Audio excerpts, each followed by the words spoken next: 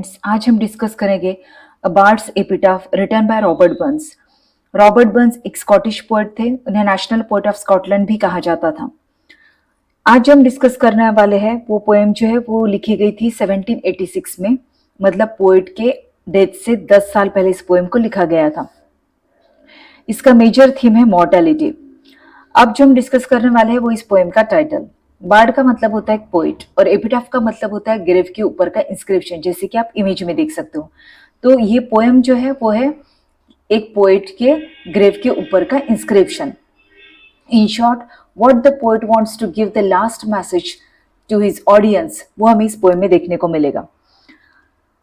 तो इसकी जो राइम स्कीम है वो है, राइमिंग स्कीम जो है वो है ए बी सी बी। 5 स्टांजेस में लिखी गई ये पोएम है। So let's begin. Is there a whim inspired fool? Whim inspired का मतलब होता है मनमौजी, फूल मतलब बेवकूफ। क्या यहाँ पर कोई मनमौजी बेवकूफ इंसान है? Over fast for thought, over hot for rule. Over मतलब ये एक स्कॉट वर्ड है जो इंग्लिश में के ओवर के लिए यूज किया जाता है, जो कि बहुत जल्दी जल्दी सोचता है और बहुत जल्दी। ओवर हॉट फॉर रूल, बहुत ज्यादा हॉट हेडेड है किसी भी रूल को एक्सेप्ट करने के लिए। Over blate to seek, blate का मतलब होता है शाय, टू सीक का मतलब होता है मांगना। तो किसी से कुछ भी पूछने के लिए शर्माता है, मतलब he is kind of introvert person who doesn't ask for any help. Over proud to snool, snool का मतलब होता है सरेंडर करना, वो किसी के सामने भी झुकने के लिए, सरेंडर करने के लिए बहुत ज्यादा घमंडी है। लेट हिम ड्रॉ नियर, उसे पास आने दो। And over this grassy heap sing dool, dool का मतलब होता है शोकगीत, और उसे इस ग्रासी हिप पर, मतलब इस हरी भरी जो हिप जो है, जैसे आप इमेज में देख सकते हो, इस ग्रेव पर आने दो और एक शोक गीत गाने दो। एंड ड्रॉप अ टीयर, और अपने आंसू बहाने दो। अब पहले तो ये समझ रहे थे कि ये ग्रेव है रॉबर्ट बर्न्स की। रॉबर्ट बर्न्स ने अपने ग्रेव को इमेजिन किया है और as a third person now he is looking at his own grave, और वो कह रहे हैं कि ऐसे इंसान को उसके उनके ग्रेव के करीब आने दिया जाए। तो what does it mean कि why he is asking such a person to come near to his grave and sing a mourning song?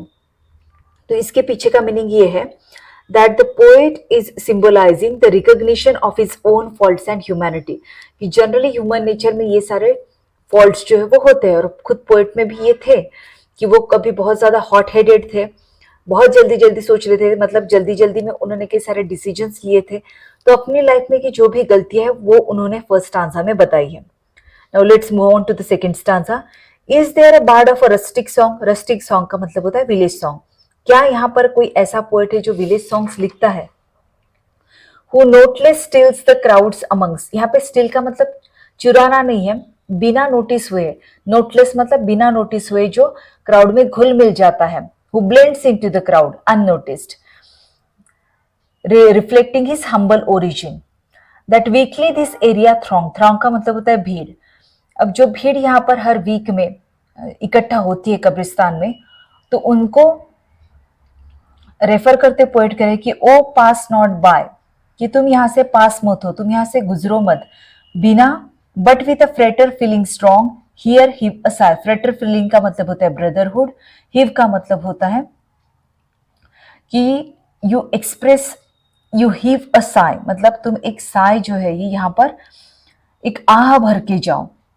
तो why does the poet is asking this? क्योंकि वो मानते हैं कि वो एक रस्टिक सॉन्ग लिखने वाले पोएट है, और उनकी जो ग्रेव है, because he the poet belongs, because the poet considers himself of a humble origin, तो इसलिए वो अननोटिस्ड रहता है और किसी भी भीड़ में घुल मिल जाते हैं आसानी से और किसी को नजर भी नहीं आते।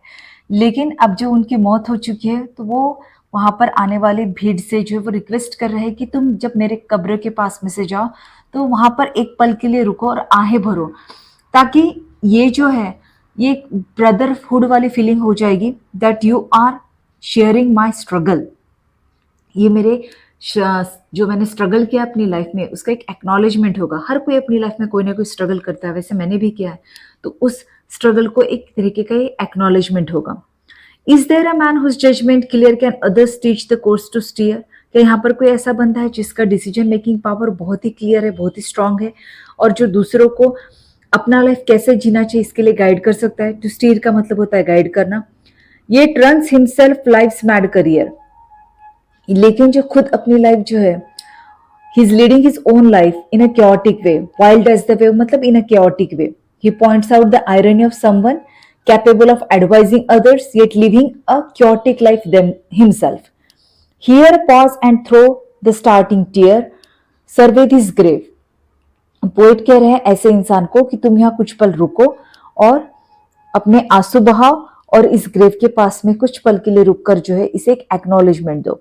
अब again why the poet is saying so, क्योंकि उनकी पोएट्री के थ्रू हमें ऐसे मैसेजेस मिलते हैं where we can guide ourselves how to lead our life. मतलब पोएट ने जो है अपनी पोएट्री के थ्रू जो कई लोगों को गाइड किया, लेकिन वो खुद मानते हैं कि उनकी जो लाइफ है वो कैसी थी, क्योटिक थी। There were such decisions which made his life chaotic. तो वो कह रहे हैं कि हम दूसरे लोगों को तो गाइड करते हैं बट हमारा खुद का भी लाइफ जो वो क्योटिक होता है। तो इसलिए वो ऐसे इंसान को कह रहे हैं कि मेरे ग्रेव के पास में आओ, so that he can acknowledge his own follies. The poor inhabitant below, अब खुद को रेफर करते पोइट कह रहे हैं, he describes himself as someone was quick to learn the wise to know, जो जल्दी से कुछ भी सीख जाते थे और इतने विद्वान थे कि कुछ भी वो जल्दी से पता कर लेते थे। And keenly felt the friendly glow, keenly का मतलब होता है extremely, felt the friendly glow and softer flame, but thoughtless follies laid him low and stained his name. अब यहाँ पोइट कह रहे हैं कि एक्सट्रीमली उन्होंने क्या फील किया, फ्रेंडली ग्लो। फ्रेंडली ग्लो का मतलब होता है कि he was able to understand the emotions of friendship. वो जो सेंसिटिविटी और कैपेसिटी लगती है वो उनमें थी, to understand the emotions of friendship and love, showing his emotional depth. And softer flame का मतलब होता है tender emotions. But thoughtless follies laid him low, लेकिन भले ही पोएट वाइज थे, though he was intelligent, he was eager to know, मगर फिर भी उन्होंने कुछ बिना सोचे समझे गलतियां की, फॉलीज मतलब गलतियां की, जिसकी वजह से वो नीचे गिर गए।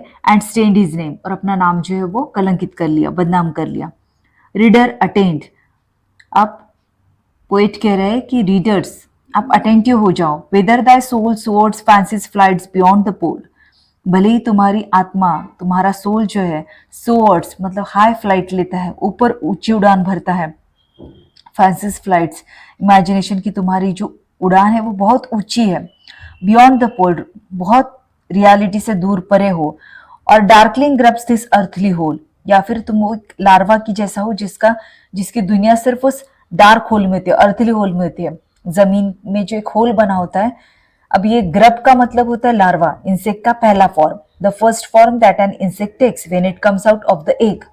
तो भले ही तुम्हारी दुनिया जो है वो उतना बस छोटा सा अर्थली होल हो, या भले ही तुम्हारा इमेजिनेशन ऊंची उड़ान भरता हो इन लो परस्यूट। अब वो लार्वा क्या है, उसका लो परस्यूट होता है, मतलब his whole intention of life is survival.